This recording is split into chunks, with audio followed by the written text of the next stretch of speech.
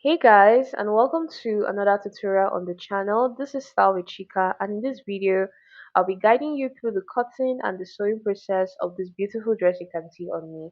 It features an off-shoulder sleeve, a ruched waistline, and an asymmetrical hemline. If this is something you're interested in, keep on watching. You'll be learning a lot. Also, don't forget to leave a like if you find this video helpful. And if you're coming across our channel for the first time, do also subscribe so you don't miss out on any of our videos. Also, leave a comment, tell me what you think about this, and let's get started with this one. So before we proceed, I want to give a special shout out to our WhatsApp sewing community. These guys, they come together every week to decide on styles that they want to see up on the channel, and they contribute little amounts towards the provision of the materials for the sewing, just like this one. So thank you very much to the WhatsApp sewing community.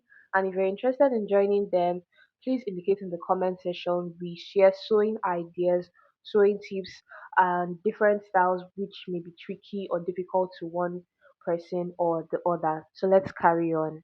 So because of the sleeve of this dress, this pattern paper is folded in two. After you draw out a straight line, which is your starting line and your shoulder line, take your shoulder measurement divided by 2 and then come down by 1 inch for your shoulder slope. Mark out your neck width and then connect to get your shoulder slope. Mark out your armhole line. For your armhole line, this is your bust measurement divided by 6 plus 1.5.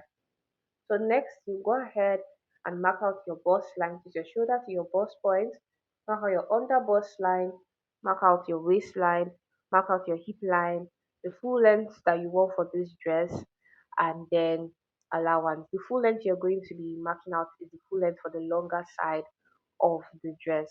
I've gone ahead to label these lines so we don't get confused, okay?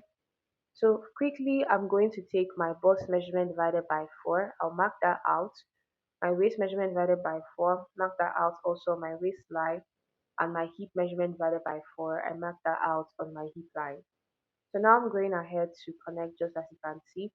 Towards the ending part, I'm connecting it like a flare. Okay, I didn't slant it inside as though it should be fitted. Go ahead and complete your armhole also. So on this part, I'm going to extend my shoulder so it looks as though I have a little sleeve.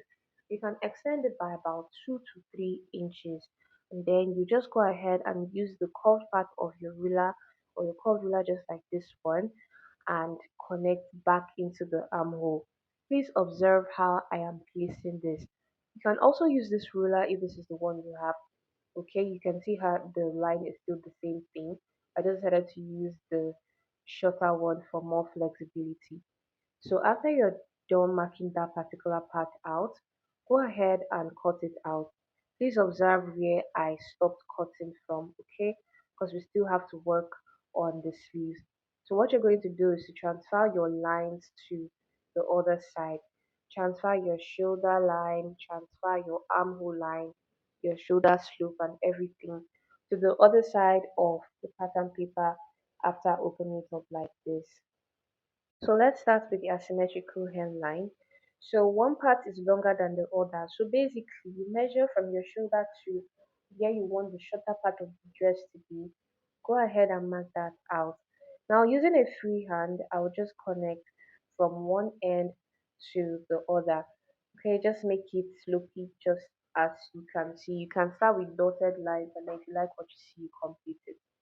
So for the ruched area, you're going to come in from the side by at least 4 or 3 inches, not too much, okay? And then from the lower part of your hip line, you just connect curved as so. Look, what we are doing here is a freehand pattern for this dress, okay? So for your off shoulder sleeve, from your shoulder to your armhole line, you want to take the midpoint, okay? So you're going to use your curved ruler and connect from one end of the neckline, that is the other end of the neckline. I do hope you can see and understand what I mean. So you're going to connect it to that point. So if you want it to be lower, you can come down by 1 inch from that midpoint you marked on your shoulder to armhole line, or you can mark at exactly that point. For me, I came down by 1 inch because I wanted it to be lower.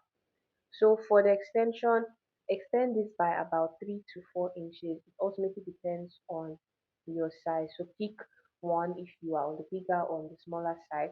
Then for the width of the off shoulder sleeve, I'm going to mark out at least 4 to 5 inches because I'm going to end up gathering this just a bit to give it a little bit of a ruched look. Okay, it's that easy. So from here now, I'm just going to try to use my curve to connect it into that line that I have made for the ruched effect on the waist. Like I said, this is a freehand pattern, so just observe and replicate the same thing for yours.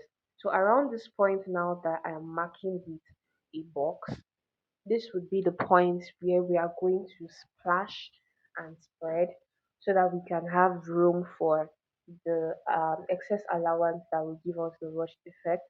Don't worry, you'll be understanding this a whole lot as this video proceeds. So just keep on watching, and if you have any questions, ask us in the comment section, or you can join our WhatsApp community to ask more detailed questions. All right. So I've gone ahead to cut this out. So let's quickly start with cutting off the back. So for this back part, please observe that I'm placing the pattern on top of the back part of the material. Okay, so the shiny part of the material, which is the front, is facing downward, and the back part of the material is where I place the fabric on top. Please do it as so because you know we are cutting this as an open spread pattern. I'm cutting this out with ½ inch of allowance all around, but to the side that has a shorter hem, I added 1 inch of allowance, and this is how it is going to just gather around this area. You will understand better as we proceed. Now I'm going ahead to cut out this area of the pattern. So this is where we're going to be having our splash and spread lines. So just go ahead and draw out splash and spread lines like this. Okay, it doesn't have to be too close together or wide apart. So now I'm just going to go ahead and open it up like you can see. This is what, like I stated, is going to give us the excess allowance we have around the waist that would help with it. So you open it up at both sides equally, like you can see. For the first part of the pattern, carry the pattern paper and place it on top of the right side of your material. The right side of your material, you can see that this has a shiny surface unlike the back one that we cut first. Open up your neckline like this down to your bust line for more allowance around the neckline area, and go ahead and cut it out. Now for this, I'm cutting it out with ½ inch of allowance all around it. But then hemline, along the side of the dress with the shorter hemline, I cut out with 1 inch of allowance. That's the side that will have the zipper. So now from one splash and spread, from one end of the splash and spread to the other end of the splash and spread, go ahead and leave a notch. This is so that you know the accurate point of the dress at which you are going to be gathering. You don't want to do this too much so it doesn't reduce the length of the dress. So please observe the amount of allowance I'm adding while I'm cutting the other side of the front. It's just ½ inch all around it. Okay, so I also cut this to the right side of the material. So the right side of the material was facing me, and you can see how it's going to gather. So you're simply going to join this to the other side of the front piece. Next, you're going to take your back piece, you work on the neckline, you do the same thing for the front, you join the shoulder and then work on the armhole. This is what I had after I was done doing that. This is my neckline area, folded it in by have 1 inch. This is my shoulder area. I first of all sewed one line, I rushed it a bit and then sewed another one on top of it. So that's how I got this rush effect. I do hope you understand. And then I folded in my armhole line also. So you're also going to join your other sleeve area like this, the off shoulder sleeve area. You're going to sew down on it with a loose stitch, then gather it and then sew on top of it again so that it has that ruched effect. I do hope you understand. So this is what my front part looks like after I was done joining it together. This excess that we have around here that is making it have a wavy look is what's going to help us to get to our ruched effect, but we'll get to that part. First, let's work on the arm opening, or let's call it a sleeve. So take your round sleeve measurement divided by 2, whatever you get, minus 1 inch from it, and then you're going to mark out that point on this dress right here. Okay, Then after you mark it out, you're going to mark it out by just half of an inch though, so it's like a notch. So it's a notch that divides this into two. So the upper part here, you're going to hem it in just by a little bit, and the lower part you are going to sew down on half of an inch. Okay. So then to the other side of the dress, you're going to go ahead and attach your zipper. I'm making use of an invisible zipper, and then I'll fold in the hemline.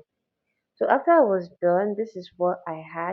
Just like I explained, I've gone ahead to do all that. I've attached my zipper to one side, which is the shorter side. I folded in my hemline. I'll go ahead to give this a hot steam press so it straightens out. And then to the other side of the dress that has the ruched effect coming in, I worked the armhole area too, and this is what I have. So remember where we took a notch to know where the slash and spread starts and stops. Go ahead and take that notch again, because this is going to be a reference point.